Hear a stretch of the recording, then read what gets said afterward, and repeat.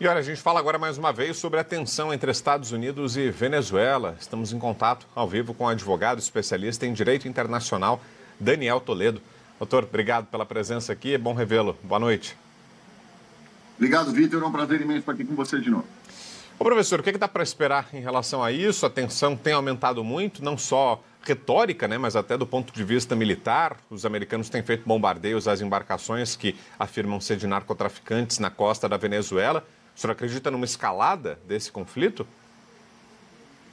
Vitor, a gente tem que lembrar que nós vivemos num mundo de dissuasão, né? Principalmente quando a gente fala na questão nuclear. Os países nucleares, eles usam muito a questão da dissuasão para a gente tentar evitar um conflito direto. E é o que o Donald vem tentando fazer com relação à Venezuela. Se você for colocar frente a frente as Forças Armadas dos Estados Unidos e as Forças Armadas da Venezuela, é a mesma coisa que nós tivermos aí uma única bomba nuclear sendo colocada em jogo para o Maduro sair do poder. Então, isso é a tamanha desproporção, era isso que eu quero dizer. Então, isso para o Maduro acaba sendo, sim, sem dúvida nenhuma, uma forma de dissuasão. Tanto que houve até nos bastidores, para evitar esse conflito, diversas conversas, não só do Maduro com o Joesley Batista, que aconteceu aí uma semana atrás, e dessa semana mesmo houve uma conversa do Maduro com o... Parece que o Maduro, a partir dos seus apoios políticos aí, com Rússia, Irã, China, ele vem tentando aí bancar a aposta do... Acho muito difícil que isso realmente aconteça.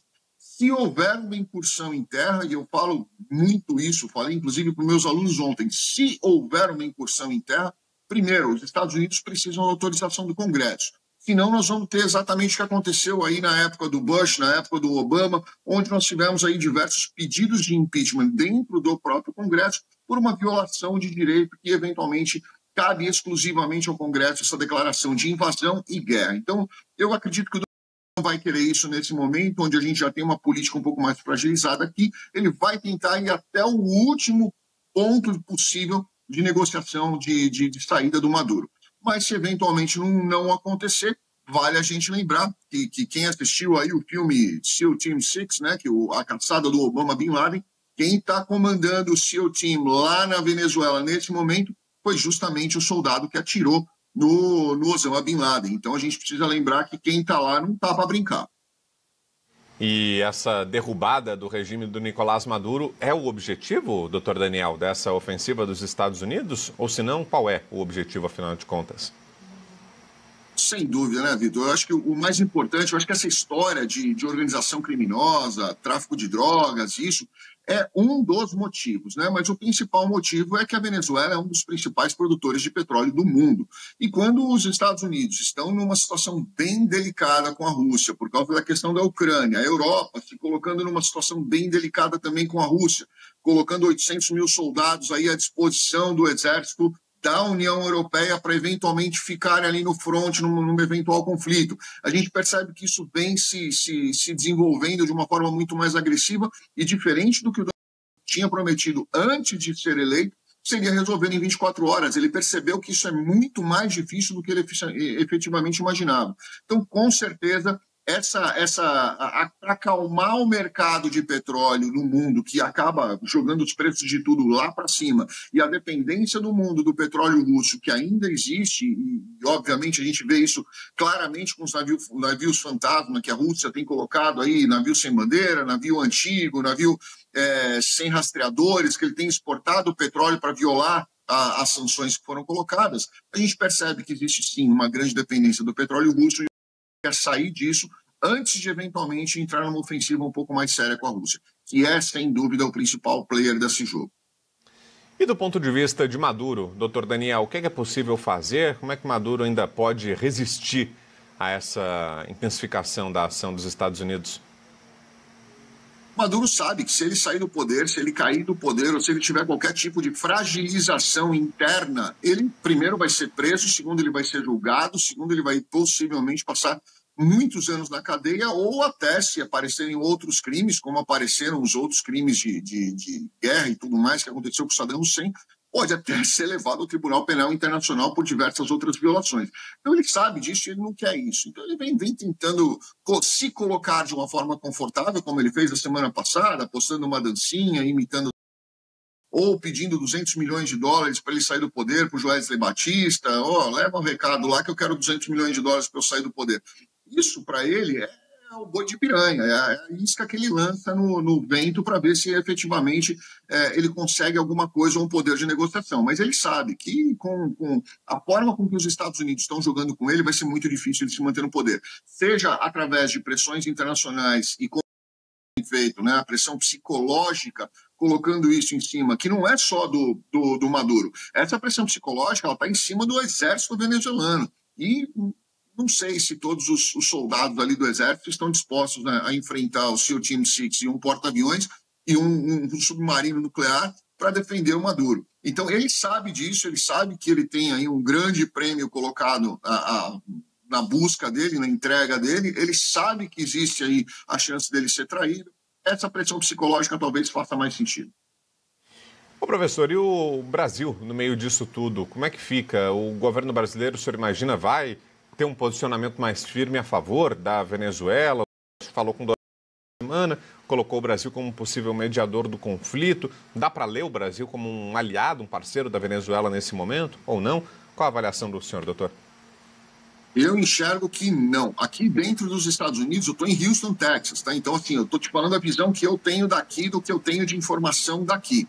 Eu acho muito difícil entrar numa dividida dessa, principalmente no momento em que ele vem tendo aí uma conversa reatada com que era o que ele mais queria, não só pela questão de resolver o problema que a gente tem das tarifas e tudo mais, como, por exemplo, como principalmente a questão do capital político que ele ganha com isso, né? Então, assim, eu acho que ele sabe que se ele entrar numa dividida com agora vai ser péssimo para o Brasil e péssimo politicamente para ele também. Então eu duvido que ele vai entrar como um grande apoiador da Venezuela. Talvez ele faça aquele meio de campo de tentar contemporizar a situação para evitar um conflito dentro da região. Sem dúvida nenhuma ele pode fazer isso. Sem dúvida nenhuma o Joesley já vem fazendo isso.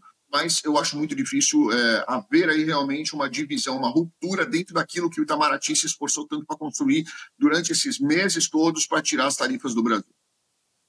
Ô, doutor, e o pano de fundo de tudo isso é o narcotráfico, né? Como o senhor falou, é a justificativa formal para essa ofensiva dos Estados Unidos. A Casa Branca diz que o regime do Nicolás Maduro teria sido, não diz só isso, mas teria sido conivente com o tráfico de drogas e aponta, inclusive, que o Maduro seria o chefe do narcotráfico na Venezuela. O que a gente sabe em relação a isso? É só retórica ou não? De fato, essa é uma acusação bem fundamentada. Há indícios concretos que apontam nessa direção, nessa, vou dizer, corpo mole do governo venezuelano em relação ao narcotráfico, doutor? Bom, vou te responder em 3 etapas. Primeiro, sim, existe o corpo mole do governo venezuelano e isso leva, sim, a crer que exista aí vínculos, ou pelo menos benefício, ou pelo menos algum tipo de contrafavor que vem se recebendo para que ele faça vistas grossas com relação a isso, sem dúvida nenhuma.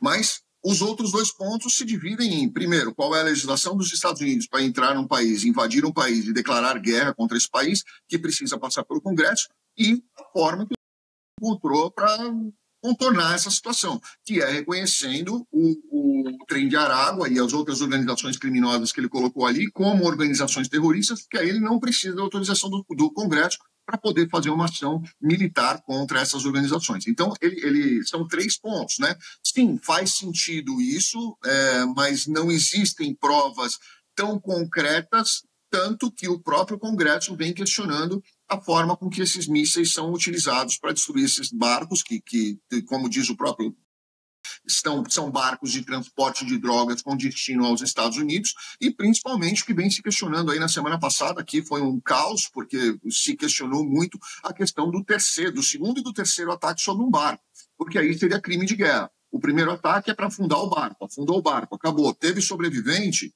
recolhe os sobreviventes ou chama alguém para recolher. Não, houveram outros 2 ataques para matar os sobreviventes daquele ataque daquele barco. Isso é considerado crime de guerra. E foi o que foi levado no Congresso aqui a semana passada e foi amplamente debatido, inclusive chamaram o Hegseth para que ele explicasse o que realmente aconteceu ali.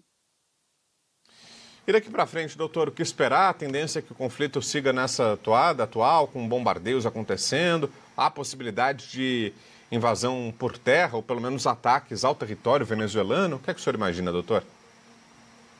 Eu acredito que existe sim a possibilidade de isso se agravar. Não acho que vai se agravar, se escalar do 0 a 100 em uma semana, não acho que isso vai acontecer, mas que a pressão em cima do Maduro vai escalar, sem dúvida nenhuma ela vai escalar, que pode ser que a gente tenha aí, inclusive, alguns bombardeios pontuais, não com invasão por terra, porque a gente precisa lembrar, isso foi questionado aqui no Congresso essa semana. O Donald está disposto a pagar o preço de ter vidas americanas ceivadas, mortas, em troco de uma invasão na Venezuela sem autorização do Congresso? Ninguém acredita que ele vai querer bancar esse preço, né? Porque, fatalmente, nós vamos ter perdas de vidas humanas. E, dentre elas, nós vamos ter vidas americanas colocadas também aí em risco de morrerem. Então, isso não quer, esse saldo não quer para ele e o Hegseth também não quer para ele. Então, com certeza absoluta, eles vão levar até o último momento para que eventualmente tenha uma invasão. E se houver algum ataque, eu não acredito que esse ataque vai ser desembarcando tropa em terra. Vai ser mísseis ou ataque aéreo preciso em cima de refinarias de drogas, plantios ou algum lugar, alguma indústria que eventualmente eles tenham identificado como processamento de drogas, mas eu acho muito difícil, nesse momento, com a situação em que as coisas estão nesta semana, ter uma autorização do para invasão por terra, porque ele sabe que vai ter perda de vida americana e ele já está numa situação bem difícil de explicar esses ataques e essa forma de burlar essa soberania, essa obrigação de passar pelo Congresso qualquer tipo de invasão, seja num outro território, seja de declaração de guerra. Perfeito. E a palavra do Dr. Daniel Toledo, que é advogado, especialista em direito internacional, falando com a gente sobre essa tensão cada vez maior entre Estados Unidos e Venezuela.